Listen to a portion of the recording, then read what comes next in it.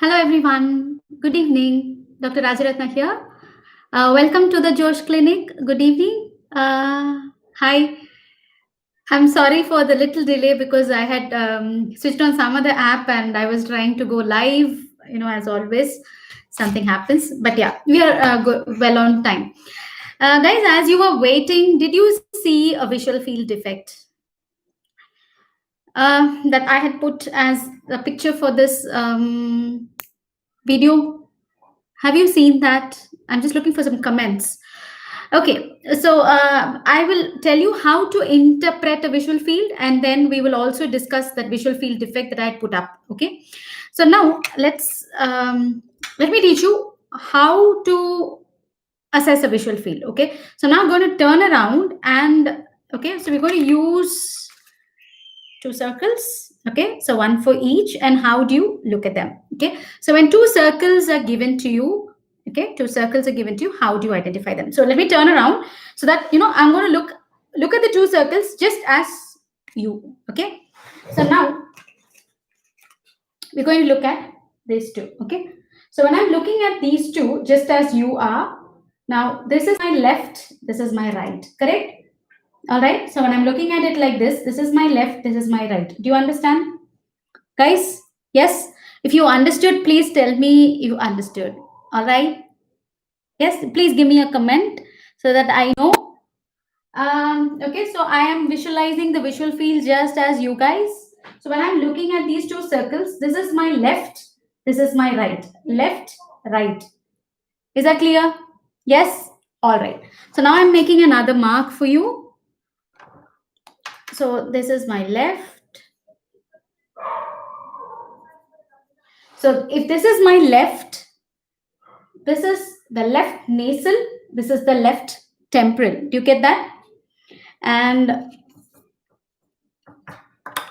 okay, so when we're looking at the left, this is the nasal, this is the temporal, and for the right, this is nasal, this is temporal. So that is how we are looking at it, correct? All of you getting that point? Yes, because my nose is in between. So we are looking at the visual field. So always interpret the visual field as if it is your own. So every time I tell you, you interpret a visual field as your own. This is how you will see it, okay? So left and right, and nasal, temporal, nasal, temporal, right nasal, right temporal. Is that clear to everyone who is watching? All right, okay. So now, if I'm talking about my right nasal, okay, my right nasal field is served by my right temporal retina, okay? So my right temporal retina looks at the right nasal field, and my right nasal retina looks at right temporal field. Is that clear?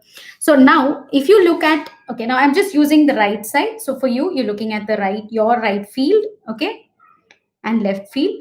Now, if I say there's a problem in the right temporal field, which part of your retina is affected?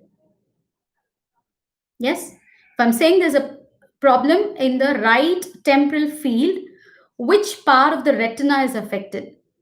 Can I have answers?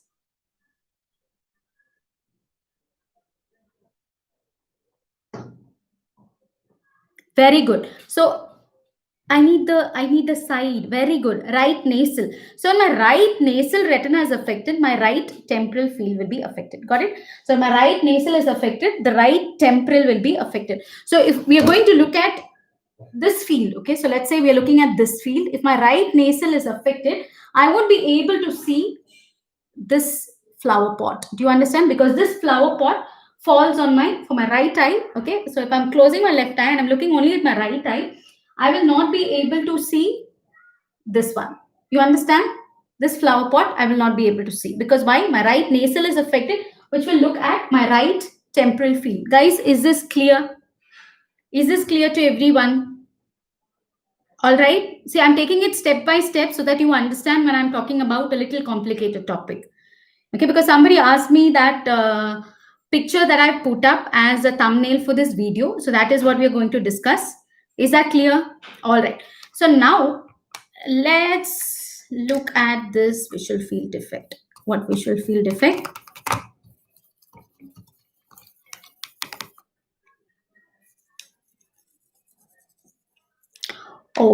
I'm going to use something else. Okay, I'm going to use this and then I'm going to teach you something else. Okay, so now when I show you the field defect, you should tell me what is the name of the field defect. Okay, so we're going to see this. Yes. Do you see this? How do you name this field defect? So do you see what I marked in black? Okay, so what is the field defect on the right side? What is the field defect on the left side? So put it as one comment, okay, one complete comment. I don't want this pie in the sky business. I want you to name it properly. So what is it on the right side and what is it on the left side? Let's go step by step. I don't want you to jump to any complicated stuff. Just tell me what is the field effect on the right side and what is the field effect on the left side. Now you know how to identify which is right and which is left. Very good. Excellent, guys. Excellent. So right side, we've got a complete anopia, right? Opia means vision, and means no. A and an is no. So I don't have any vision. Anopia. How much anopia? Complete. Total anopia in my right side.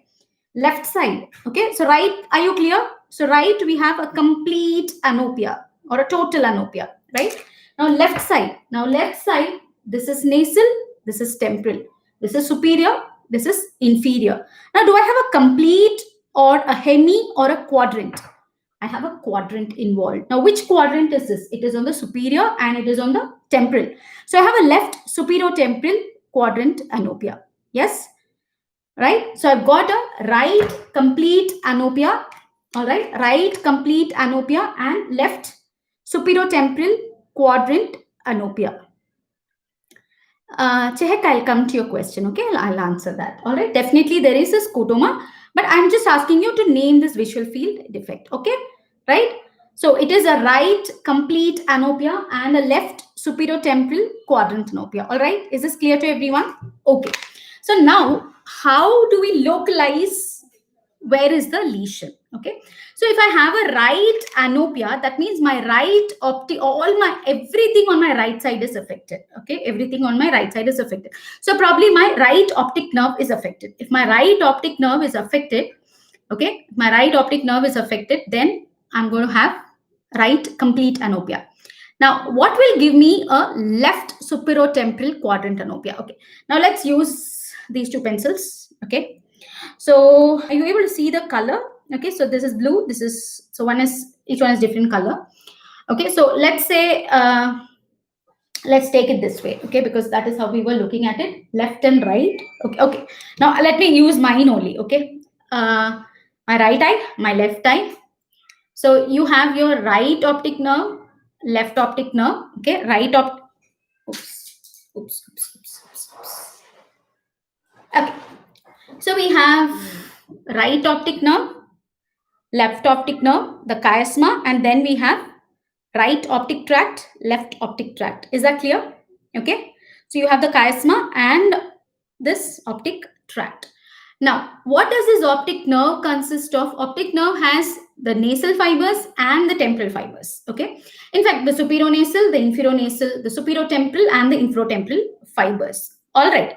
Now, if I were to have a superotemporal quadrant anopia here, okay, a superotemporal field defect, which fibers will be affected? Which fibers will be affected? Just like nasal looking at temporal, you have superior looking at inferior and inferior retina looking at superior field. Now tell me that if I have a left superotemporal quadrant anopia, what are the fibers that will be affected? Left inferonasal. Very good. The left side inferonasal has to be affected. Only then, see, if my inferonasal is affected, left side, the superotemporal quadrant, I'll have a field defect. Clear? Okay. So that means I have a right entire optic nerve affected, and in my left optic nerve, the inferonasal fibers are affected. Is that clear? Very good. Now, what are these inferonasal fibers? So these inferonasal fibers basically, so now when you look at the optic nerve. Okay, so let's say this is the one optic nerve. Okay, so let's take the left optic nerve. Now in this left optic nerve, I have nasal fibers, I have temporal fibers. And you know the temporal fibers will go uncrossed in the same side. The nasal fibers will cross over to the other side to the that optic tract, correct? Right? So now among my nasal fibers, okay, among my nasal fibers, I have supranasal and infranasal fibers. And these infranasal fibers, when they are crossing over, okay, when they are crossing over, they don't simply cross over. Just like what I say, I normally say supranasal fibers. Okay, now please remember, I'm talking about the nasal fibers of the left side. Okay, I'm talking about the nasal fibers of the left side. And in the nasal fibers, we have supranasal and infranasal. Okay, so nasal fibers are like the females. Okay, now what like the females? Now, supranasal fibers are like the really innocent girls. They go to college, they come back home from college, and the day mummy papa decide, okay, शादी करानी है but लड़की का, तो बस शादी करा लिया. And लड़की ने शादी करा लिया, बस. Okay, so that means the supranasal fibers just cross over to the in-laws place, just gets married at the chiasma. Okay, just gets married at the chiasma. So the supranasal just gets crossover to the sasural's place. Okay. What about the infranasal? Infranasal wild girl. Okay, tries everything and then so tries everything. What does she do? She goes somewhere else, peeps in, says, "Hey, curiosity." Okay, all settled. Then comes back to the chiasma. So that means the infranasal fibers, they peep in, they go into the other optic nerve. Okay, they go in and bend. Okay, so that is what we call as von Willebrand knee. So my left infranasal fibers go into the right optic nerve, says hi, tata, bye bye, sab theek hai, okay, everything good. And then mummy papa say, okay, now abhi shadi karana hai beta. And then this is acha gungat laga diya. Okay, and I says, nahi, main kisi ko nahi dekha. I don't see anyone else. Now I'm getting married. And then she goes to the sasural's place. Do you understand? So the infranasal is like this wild girl, tries everything, goes, yeah, takes a U-turn and then says, okay, it's better to be sanskari, comes back and then gets married, goes to the optic tract. Do you understand? So what is present in my right von Willebrand knee? Left infranasal fibers. Now suppose, so the von Willebrand knee does not extend till here. It just is a small bend, okay? So now if I have a lesion in the distal portion of the optic nerve, this is the proximal portion of the optic nerve close to the retina where it is formed, and this is the distal portion of the optic nerve. So if I have a lesion sitting here, now what will that lesion affect? The lesion will affect the optic nerve per se, complete anopia of the right side, and also it is going to affect this wild girl. Which wild girl? The right von Willebrand knee containing the left infranasal fibers. Is that clear? Yes? Any doubts? So if I have a lesion of the distal optic tract, optic nerve, yeah, I'm going to have a different type of lesions in the optic nerve per se. But let's say I have a mass, okay, a pituitary mass hitting there, or a tuberous meningioma, okay, a meningioma hitting this area. So it's going to completely sit on this and cause pressure atrophy of my optic nerve, right optic nerve, and also my right, please remember, it's a right von Willebrand knee affecting the left infranasal fibers, thereby giving me what? Right complete anopia and left superotemporal quadrant anopia. Is that clear? Clear, everyone? Am I holding it correctly? Yes, I'm holding it correctly. Guys, okay, so this is called junctional scotoma of trachea. Now, why do we call it junctional scotoma of trachea? Scotoma is any non-seeing area is a scotoma, okay? So you have junctional. Why junctional? Because this is a junction. So around the junction, so it is somewhere close to the chiasma. So because you have something close to the chiasma, it's a junctional scotoma of trachea. Okay, so trachea was a guy, the ophthalmologist who had described this, and a lot more other things. Okay, so that is why it's called junctional scotoma of trachea. Is that clear? Now, I can also have another type of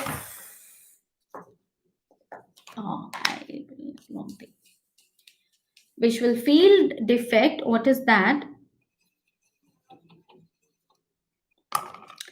Now the same lesion, okay, so let's say there is the same right-sided lesion, okay, but we have a field defect like this. So this is a right central scotoma and a left superotemporal quadrant anopia. Okay, so this is a right central scotoma. Or we can also have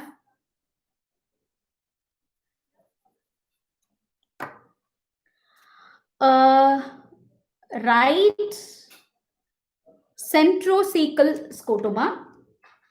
Okay, a right centrocecal scotoma and a left superotemporal quadrant anopia. Now, when would I have a central scotoma or a centrocecal scotoma? Now, supposing it's not a mass lesion, okay, it's not a mass lesion. Now, let's say, for example, I've got, okay, oh, okay. So now let's say I've got in my right optic nerve, I've got optic neuritis, retrobulbar optic neuritis. What is retrobulbar optic neuritis? This is my eyeball. This is my eyeball. So any part of the optic nerve behind the eyeball, if it is inflamed, it is retrobulbar neuritis.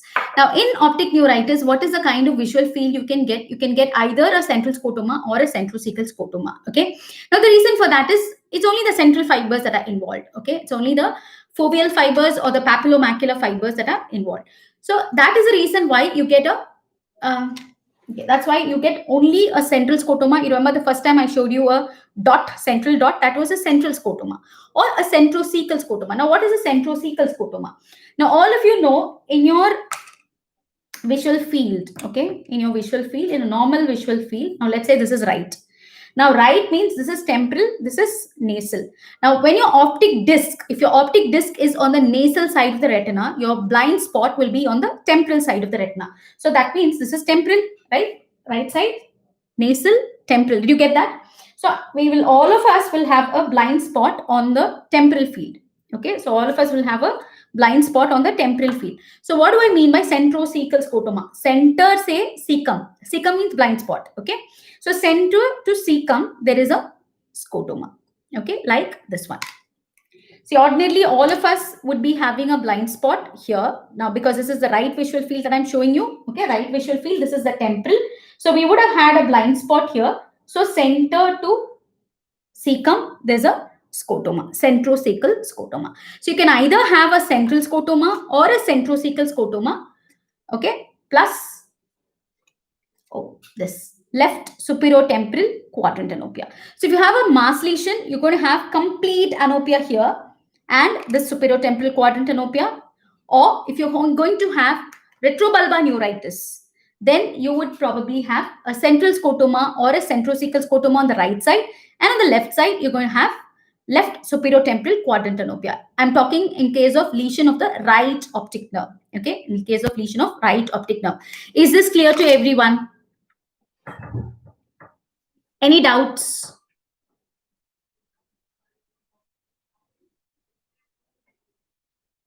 Nishu, I think you came late. You have not watched the initial part of the video. You have to watch the initial part of the video. Guys, is this clear? Any doubts here? Any doubts? Clear, perfect, crystal clear.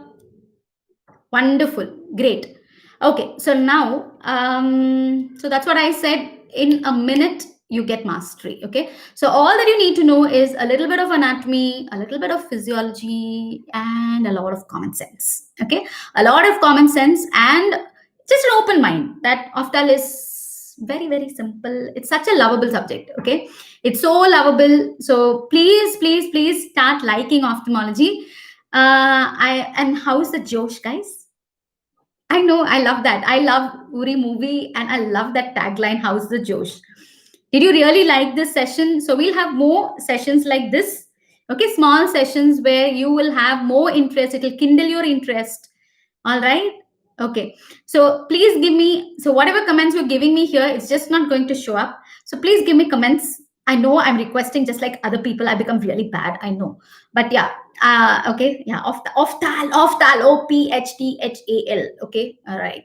So I'm going to stop this video now, and please give me your feedback after I close, okay, so that it stays and I know, because once you're writing it here, I can't see it any time later. I don't think I can see until I play this video again. So I kindly request you, like a real badass, that you please give me some comments or feedbacks, or if you want to refine it in some way or the other, yeah, maybe I'll try to do it. Okay.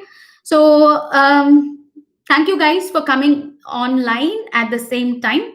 And tomorrow maybe we will do it from the clinic. So today I didn't have time to do it from the clinic, so I had to do it now. So tomorrow we'll do something else. Okay. So bye bye. Where do I stop? How do I stop this? Okay.